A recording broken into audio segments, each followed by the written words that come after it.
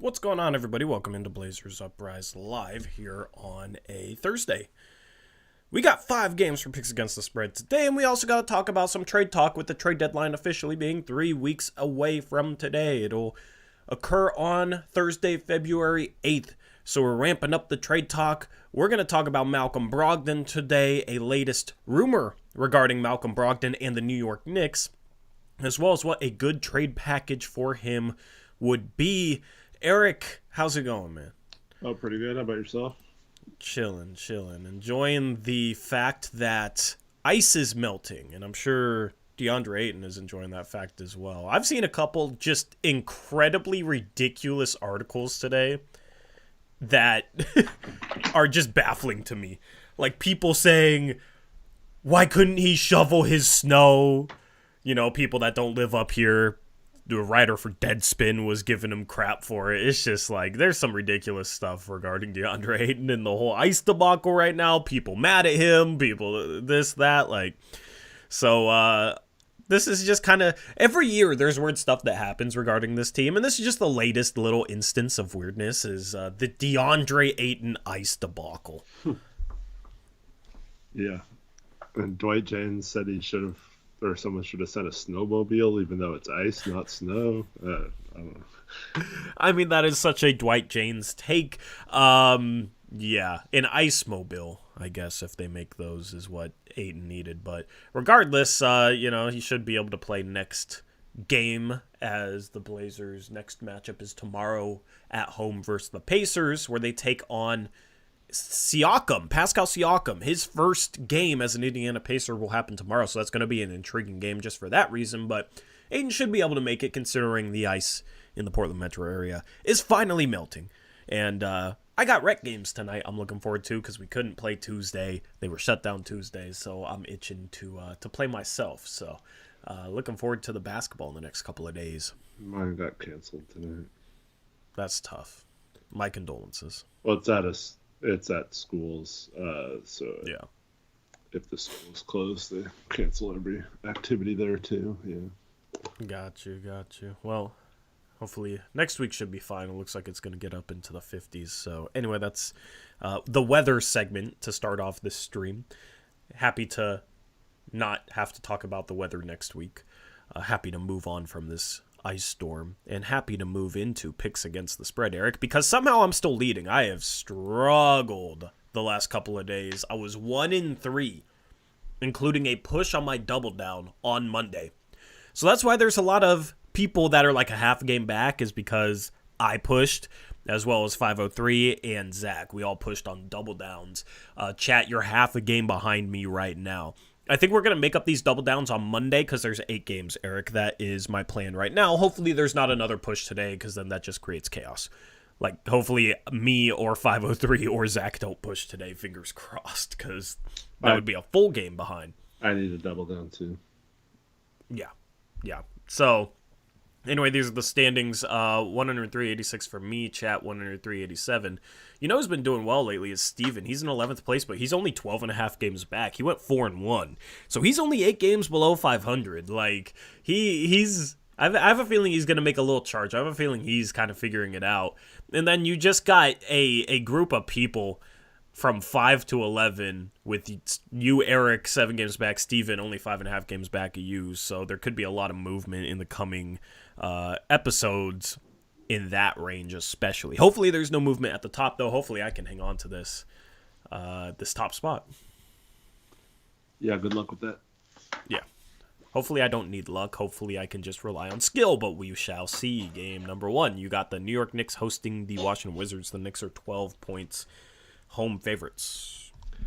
All right, in this one we have Gafford is out, and then Bagley and Isaiah Livers are expected to be available to play after being traded there over last weekend. For the New York Knicks, they are without Mitchell Robinson and Josh Hart.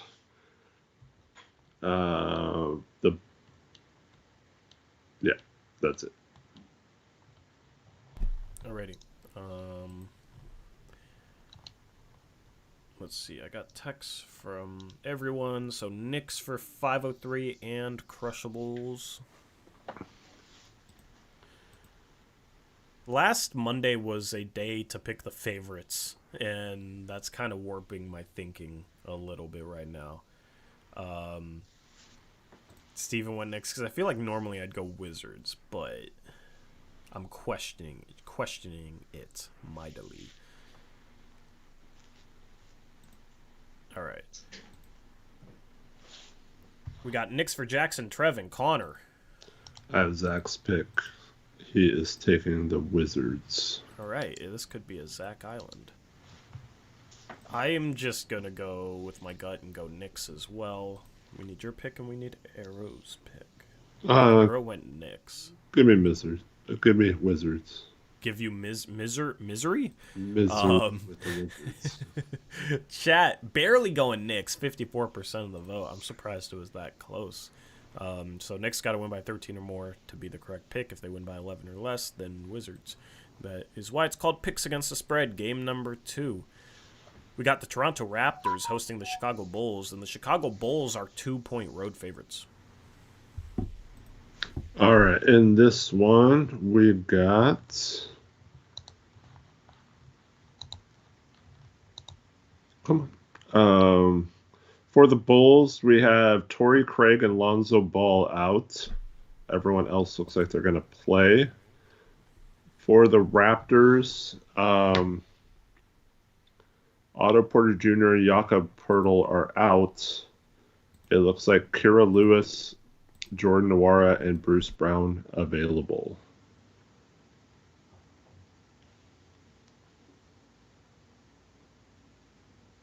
Alrighty. So, chat, here is your poll.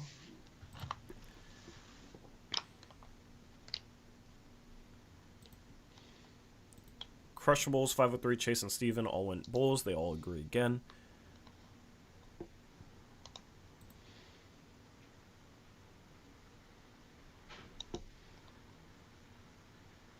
I think the Raptors are just too short-handed. I'm also going to go Bulls.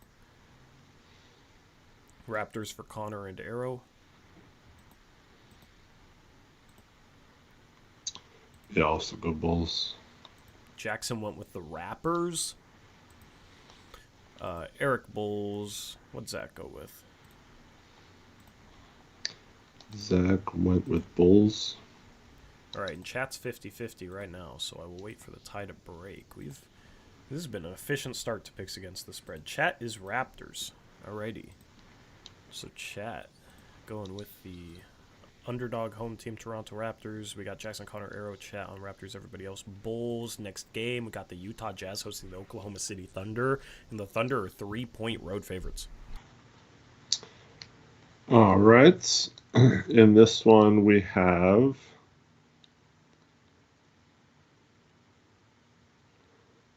Thunder have Usman Jang and Lou Dort both questionable. The Utah Jazz have no one on their injury report. Alrighty, this is a good game, man. This is a good game.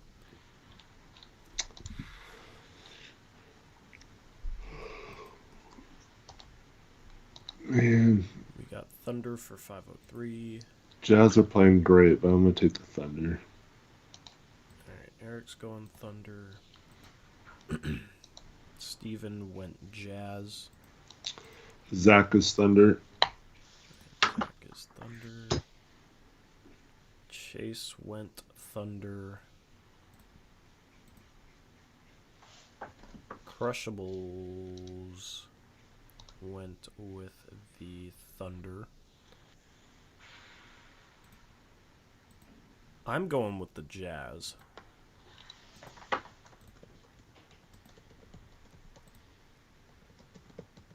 Trevin Jazz. Oops, wrong one. So we need Jackson, Connor, Arrow. Connor Jazz. Jackson Thunder. And Arrow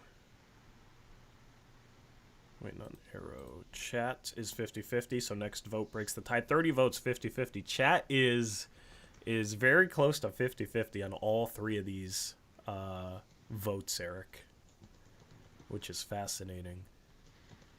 So if you have not voted in the chat poll, you can decide chat's pick. Chat is going with the Jazz. The SGA's been a little banged up. Thunder struggling a little bit lately. Jazz are 15-5 at home. That was my logic here behind going with the Jazz. So we got a good old-fashioned split vote. So this is going to be the game to watch so far today. Next game, we got the Minnesota Timberwolves hosting the Memphis Grizzlies. The Timberwolves are 12.5-point home favorites. All right. In this one, we got the Memphis Grizzlies are without Steven Adams, John Morant, Brandon Clark, Derrick Rose, Marcus Smart, Jake LaRavia, and Desmond Bane. The Timberwolves are without Jalen Clark. Yikes. Projected starting lineup for the Memphis Grizzlies: Luke Kennard at point guard, Vince Williams, Zaire Williams, Jaren Jackson Jr., and Xavier Tillman. Hey, G.G. Jackson and Vince Williams have been playing well. This is not as easy of a pick as people might think. Crushables is... Actually, I don't know if I want to go with the Timberwolves, man.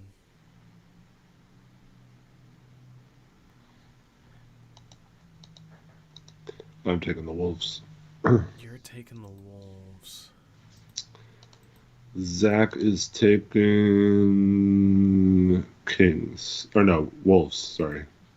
Yeah. Get him out of order. Yeah. Welcome to my life going through these texts. We got Wolves for 503. Yeah, I'm gonna stick with Wolves. I would beat myself up if I switched the pick, but Chase is Wolves. Wolves for Trevin Jackson Connor. God, this is one of those games where it's definitely not going to be the Wolves because of how much we agree. Vince Williams going to have like 20. Mm-hmm.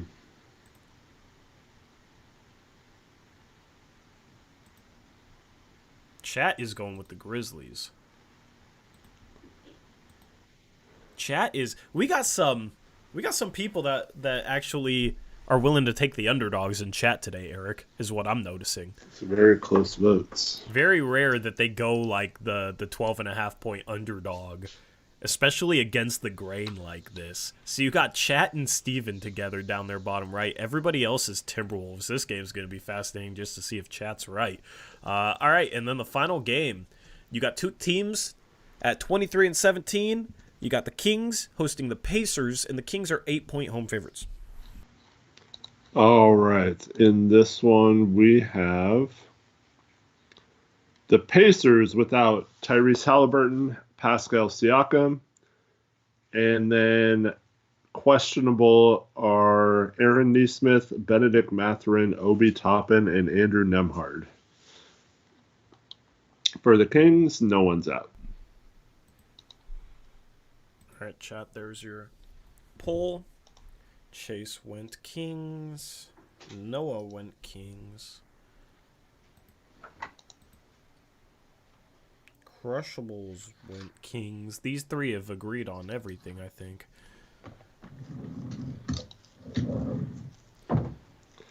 Zach is Kings.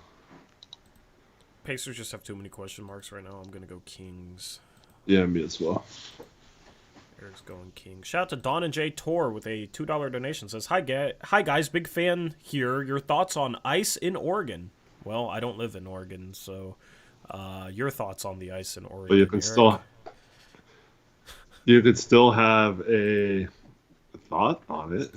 Well, it's very icy. It seems very, very icy. Yeah. Out here. Yeah, my thoughts are ice sucks, snow is cool, but yeah.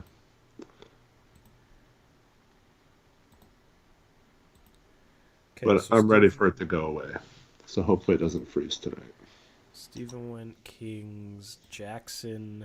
Where did Jackson go?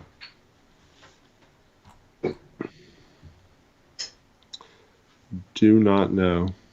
Chat is Pacers. Chat, is this the first chat island of the season? Oh, it is. It was so close to their double down too. We should let them vote between this and the highest percentage because this is an island. They were all like 50. I know. 51 to 55, 56, yeah. Yeah. That's crazy. Waiting on Jackson. Oh, I forgot to hit send is what he said. Uh-huh. We were doing so well. We were running through this. We were rolling through this. We were pretty efficient with it, and then Jackson lets us down. Chat's worried they're going to ruin his island. Jeopardy theme music playing in my head. Jackson goes with the Kings. So that is a chat island for the first time, maybe all season. So we're going to let them vote for double downs. Let's move on to the double downs. We're going to let them vote between their top percentage and their island. Okay. Indiana getting 8 points at SAC, which is your island, or the other game was 56% Raptors +2.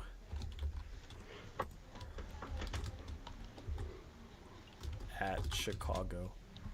Do some people get together and say, let's all vote for the underdogs today? This is just unlike how chat picks. It's kind of wild to me. All right, chat, have fun with that. Jackson is T-Wolves.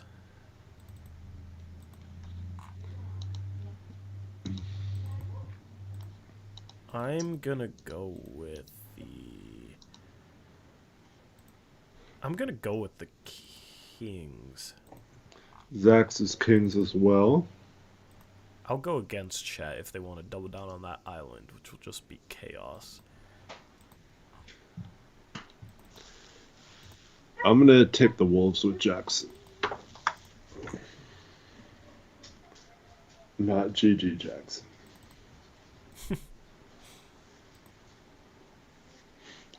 Chat wants their island. Trevin's 79% of the vote. Trevin's Knicks? Okay.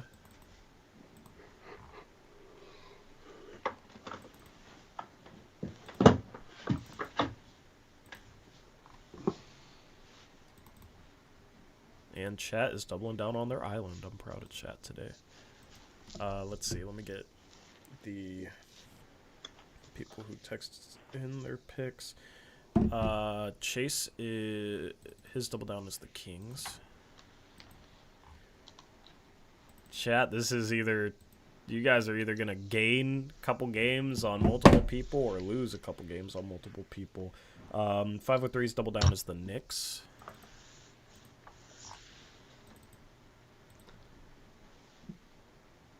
You got Crushable's double down is the Thunder. Again. And Steven's double down is the Bulls.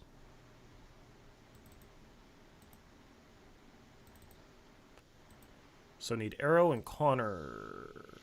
Connor is Jazz. And what was Arrow's? I don't know. He said move to double downs and Jackson can send later. And instead of giving us his pick. Well, I think that was when we were on the last slide, but Arrow inputs picks, so I don't give him as much crap as other people. Arrow's double down is the New York Knicks. Nice. Yeah, Arrow runs the spreadsheet we go off of. All right, we got 3 people doubling down on the Kings. You got chat on an island against the Kings with the Pacers. You got 3 people doubling down on the Knicks. 503 Arrow Trevin. You got Crushables on the Thunder. You got two people, Jackson and Eric, doubling down on the Timberwolves. You got Connor on the Jazz and Steven on the Bulls. That is double downs. That is picks against the spread. Thank you for participating. And now it's time to talk about juicy trade rumors, Eric. So I don't have a rumor up, but basically the talk is right now that the New York Knicks they're interested in Malcolm Brogdon. They traded Emmanuel quickly to the Toronto Raptors for OG Anunoby. Now have a little bit of a lack of creation in the backcourt. And the rumor is they want to fill that void with a player like Malcolm Brogdon. They've also been tied to Terry Rozier. So this is intriguing. There's a trade package that you were talking about on Twitter, Eric. And the Knicks are a good destination for a number of reasons. They have an expiring contract in Evan Fournier. He has a team option this summer, making $18.5 million, roughly around there, that the Knicks can use to match. And then they have a number of protected first-round picks they've gotten from other teams with different protections on it, so they can kind of pick and choose, and you can find the right first for the deal, right? And then they got an intriguing young player in Quentin Grimes that they've been trying to trade. So you like this trade idea, Eric. What about this trade idea do you like in regards for a return for Malcolm Brogdon? I just think when you're talking about Malcolm, this is the cleanest you're going to get for a trade. I know it's not perfect with Grimes being a guard, but he's a bigger guard, so it's not that big of a deal in my opinion. So if they can get both Grimes and a first, I think that's about as perfect of a trade. We also know that this is very similar then to the Knicks and Blazers doing a deal last year, and we know they got the deal done. GMs tend to be okay. Like you see this in the mock-off season, right? Like you make a trade with someone, you've been talking for so long that the next time a trade comes up, you have similar conversations, or even like the next mock-off season with different teams, you might go back to someone who you had good negotiations. And that trade, I don't know if it worked for both teams or not, but it seemed like it was okay for both teams at the time.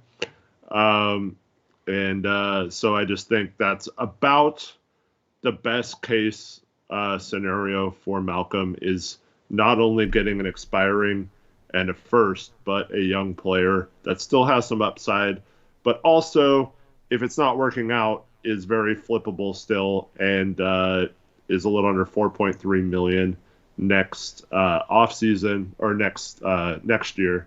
So, you still have him for cheap. So I don't think it's like a big deal if he's still on the roster next year. So I think Grimes still has some upside too. We saw him in Summer League. I don't remember this year or the year before, but he was kind of like the guy on the Knicks Summer League team and kind of took over at times. Yeah. And was looking really nice. He's got some good defensive ability and can shoot the ball from three, all things that we need. 3-and-D with creation upside. I love it. And if you're just looking at it from not a guard situation, I think he fits really well with Anthony. I think those two would form a pretty formidable duo. But yeah, unfortunately we do have, or not unfortunately, but we do have a glut of guards. But I don't know. Sharp, who knows when he'll be back, could be something that lingers for a while, and he might need to rest occasionally.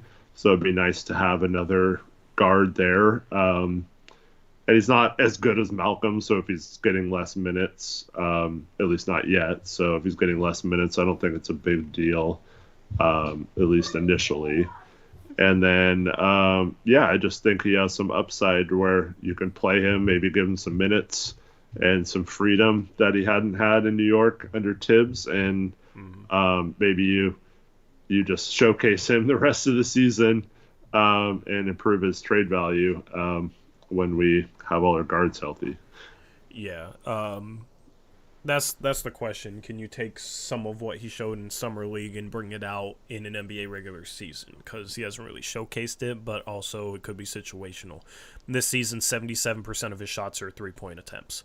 Last year it was 67%. So he rarely gets to the free throw line, low free throw rate, rarely puts the ball on the floor, but will knock down threes. Good point of attack defender, so he's 3 and D, right?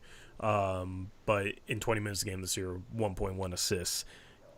Only shoots 1.5 twos a game compared to 4.7 threes a game, and shoots 43% on those twos. But he's shooting so few of them that it's just low sample size. Last year he shot 64% from two. So that's the thing is you bring in a guy like that. In my opinion, it would make more sense to trade Matisse Thybulle if you got back Quentin Grimes in a Malcolm Brogdon trade just to clear up some more wing minutes, and especially because Grimes can kind of replace that defensive role, and I think Grimes is more solid of a defender. I lamented Matisse Thybulle's willingness to overplay and get out of position chasing steals in previous games. So you move on from that, get a guy like Grimes, maybe he can fit. If not, you play him while the Blazers tank, and maybe you can play up his trade value, and then you can swap him for something and really get good value out of a Brogdon trade. That's the thing, is it's a good baseline with upside. And if you can get, I think the minimum asking price for Malcolm Brogdon is a protected first-round pick. I don't think you're going to get an unprotected first-round pick, right? Some picks are going to be better than others, but if you can get back upside or extra stuff, a solid young player on top of that, then that is a good Brogdon trade. That is the barometer.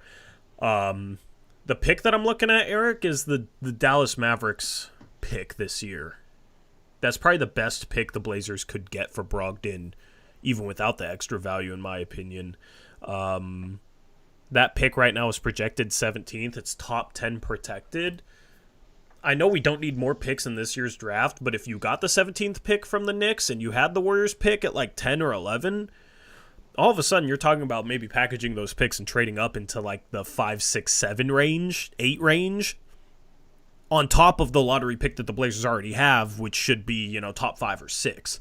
So then you're looking at the ability to have like 2 top 8 picks. Then you're looking at the ability where if they get lucky, they could get an Alex Sarr and a Cody Williams or some combination like that. And then that would be a really good draft. So if you can get that extra pick, the Blazers wouldn't use all 5 picks that they then have in the draft. Right now they have 4 projected, like 5, 10, 34, and 38. If you add another pick to that, yes, it's a lot of picks, but it basically just allows you to have an extra asset in that draft to try and maneuver, and then at the very least, you could probably trade that first-round pick for maybe a couple weak future firsts. We've seen a late lottery pick go for like 3 future firsts before, so it gives them options going into the offseason. That would be fun to have. Yeah, absolutely. I would prefer a future pick, but yeah, that range that Dallas is in isn't too bad. Yeah, they don't really have a future pick that makes a ton of sense. I mean, they have Milwaukee's next year, but like Milwaukee, assuming that's between 25 and 30 next year, would you rather have that or the 17th pick this year? I don't know. It's tough because I do think it's not necessarily what pick we have, and it depends on if Dallas makes a move also. But I just think having that extra year to have it as a trade asset, which we've already used that pick once as a trade asset to get Jeremy, and New York has it now. But I just think having a future pick is just a little better, even if it's a little worse. I thought about this, and I would rather have the Dallas pick. I'd rather have the pick this year because, worst case scenario, I think you can flip the 17th pick, or whatever it is, for a pick like the Milwaukee 2025 first, if that's what you want. But also it gives you more firepower in this year's draft to try and trade up or maneuver around. It gives you more like value that will be realized immediately compared to future value. So it's a more flexible piece to chase a trade up in this year's draft, as well as being able to fall back on getting that future first if you just want to get rid of it, which I think the Blazers would be able to do. So that's why I'd prefer the Dallas pick. More picks to get Chomsky.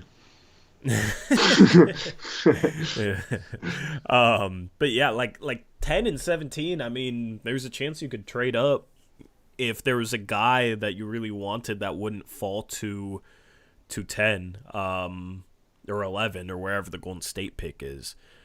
So I like the idea of that. And Golden State still has a chance of playing their way into the playoffs and being the 15th, 16th pick, right? Like we saw the Pelicans do that. Luckily this time we keep the pick.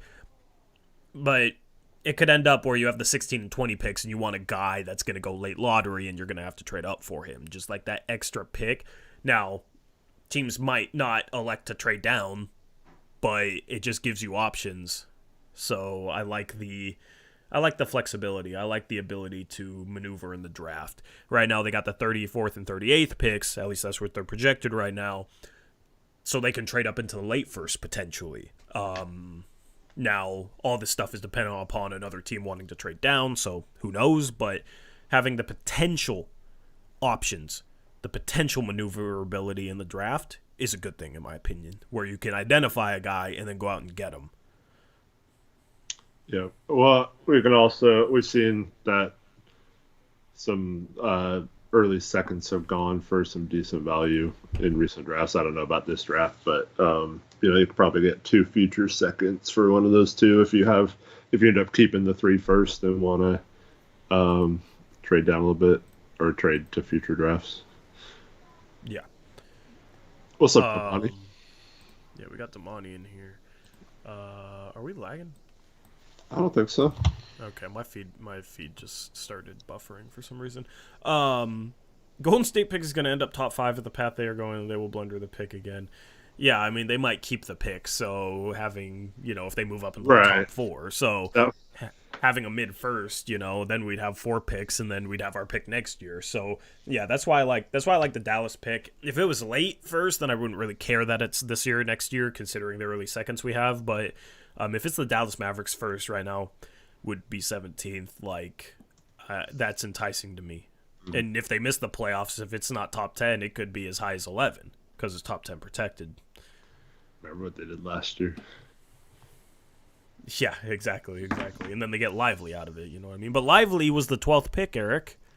Yeah. You know what I mean? Being able to, Taylor says it sucks that we are the kings of draft capital and the worst draft ever. I'm still excited about it, but damn, couldn't it have been next year? Yeah, I mean, this draft looks pretty bad, but even in bad drafts, there's always guys that surpass expectations. I think a guy that could be a really good NBA player, Eric, that isn't getting a lot of love, and he's an older prospect, Dalton Connect from Tennessee, has been impressing the hell out of me lately. Just taking a shot at a guy like that. He's not flashy or doesn't seem super high upside. He's up there and, he's one of the older prospects in the draft, but that dude can play. That dude can shoot. That dude can attack off the dribble, and he's a solid athlete. And you look at the Jaime Jaquez, who is an older player that was maybe NBA ready, but probably only going to be a role player, and he's come in and looks like he has maybe fringe star potential in Miami. So being able to have an extra chance at a guy like that just gives you that extra possibility of being able to find a diamond in the rough. And there's diamond in the roughs in good drafts and bad drafts. Yep. And just for the record, that Dallas pick is top 10 protected this year and next year. If it doesn't convey next year, it turns into a second round pick. Yeah. Which if they were bottom 10, then that would be in the 30s somewhere. What about Filipowski? I'm not high on Filipowski. Defensively, I think he's going to be a legitimate negative, and offensively, I don't think his dribble drive creation stuff is going to translate to the league, especially at a power forward position, and at a center position, he's going to get hunted in pick and rolls. With Filipowski, he's a good college player, but there's translation issues with his game going from the college level to the NBA level. Agreed. Taylor says that Salon guy looks like he has the tools to be a star. He might be the gem we're looking for. Yeah, absolutely. I mean, he's just super raw. He's one of those guys where it's going to take multiple years to get him to that level, in my opinion. The creation stuff isn't there yet. But he hasn't been playing organized basketball for all that long. He can shoot, and he's athletic. So you take a chance on those tools and then try and develop the creation stuff. And if you can, then, yeah, you might have a star in your hands. Tori, any WCC prospects? Gonzaga has nobody, bro. Gonzaga sucks. Gonzaga might miss the tournament. We're down bad. Wow. But Adama Ball or whatever his Santa name Clara. is at Santa Clara is like the one NBA prospect in the WCC. Yep. And this is the I don't know what. They're in the Big West. Where does UC Santa Barbara play? That's like, yeah, Big West. I think they got AJ Mitchell. Yeah, AJ Mitchell's been pretty good for them. It's a West Coast smaller conference team. If it's not the WCC, but yeah. Anyway, so Brogdon trade. I'm gonna have an article published on 750 talking about Brogdon and his trade candidacy. I'm gonna do a trade candidates series talking about 4 players on 750 the game, so you can catch those articles. I always retweet them when they're tweeted out, and normally I post them in the Discord. So sorry, I keep coughing, dude. I am struggling. Might just have to wrap up this stream early. We'll take a couple more questions, then we'll wrap it.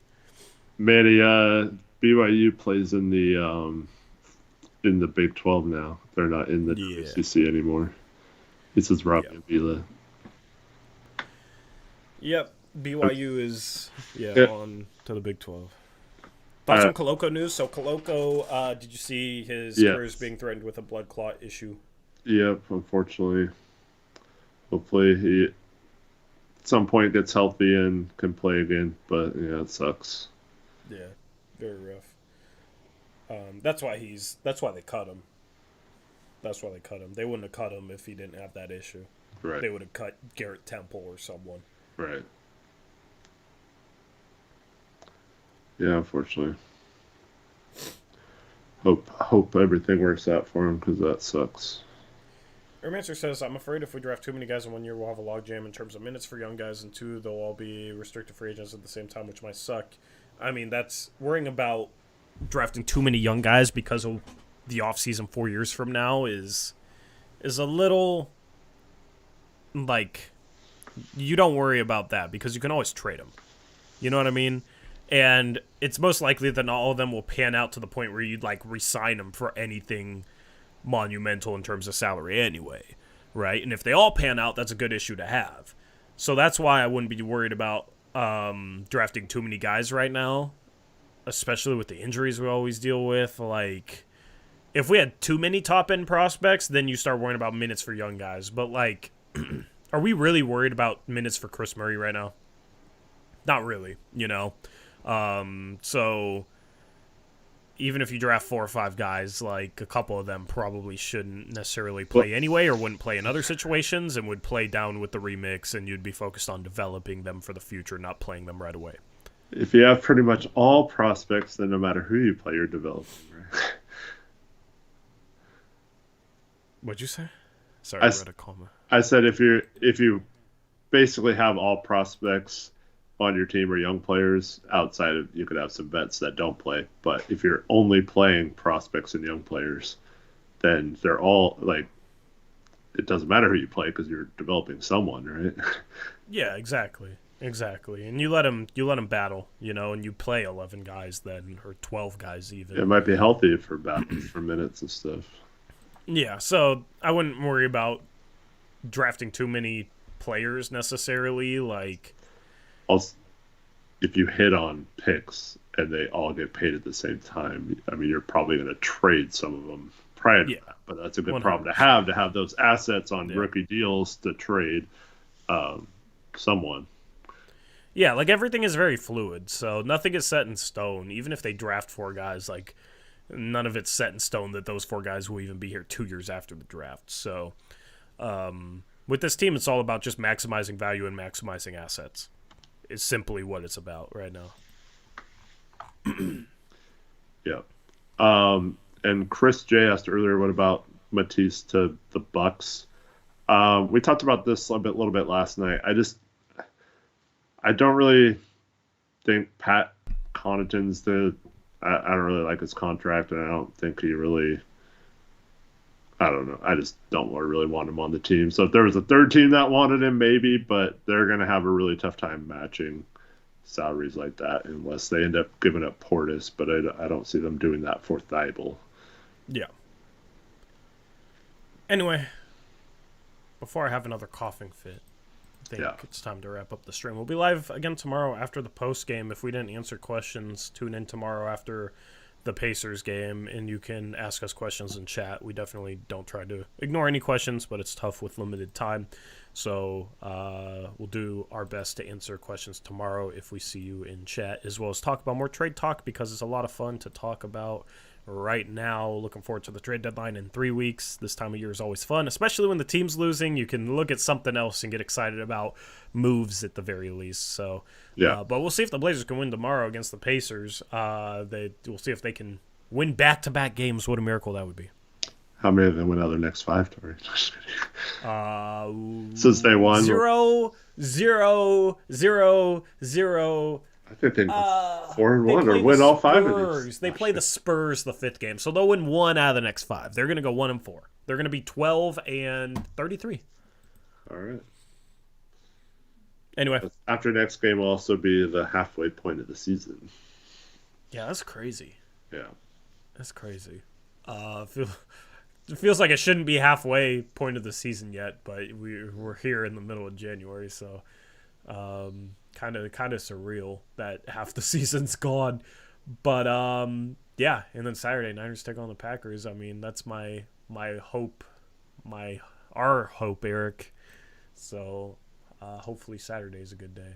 Yeah, and my time off for February 8th got approved, so I'll be available all day for that stream. Nice. Awesome. Love to hear it. Cool. So we got good things around the corner, good things on the horizon for the channel, for the content. Well, thank you guys for... Real quick, let me just say, for those that don't know, we'll be from early in the morning until after the trade deadline, we'll be streaming on February 8th. So just... On the main channel. On the main channel. It's always a huge stream, lots of fun. We react to every trade that goes down. So join us for that if you haven't before, and if you have, you know how fun it is on trade deadline day. I should maybe hit up Nick, who's like helped me with coded stuff before. Maybe I can see if I can get like custom coded tweet graphics. That'd be kind of cool for the and then not have to worry about them updating on trade deadline day. Yeah, that might be the move, honestly. So we'll have fun stuff for the trade deadline stream in 3 weeks. Yeah. Anyway. Sorry. Thanks, everyone, for watching. No, it's great. It's great. We got to plug that for sure because it's right around the corner. Anyway, yeah, thank you guys for watching. Thank you guys for tuning in here on the second channel. We'll catch you tomorrow on the postgame show on the main channel, Blazers Uprise, without the podcast part. So looking forward to that, and we'll see what the Blazers can do against Pascal Siakam and the Pacers. And we had a good postgame show last night talking about trades and that one specifically. So if you're interested in our thoughts, tune into the latter half of last night's postgame show. With that being said, we're out of here. We'll catch you tomorrow. Until then, as always, peace out. Go Blazers.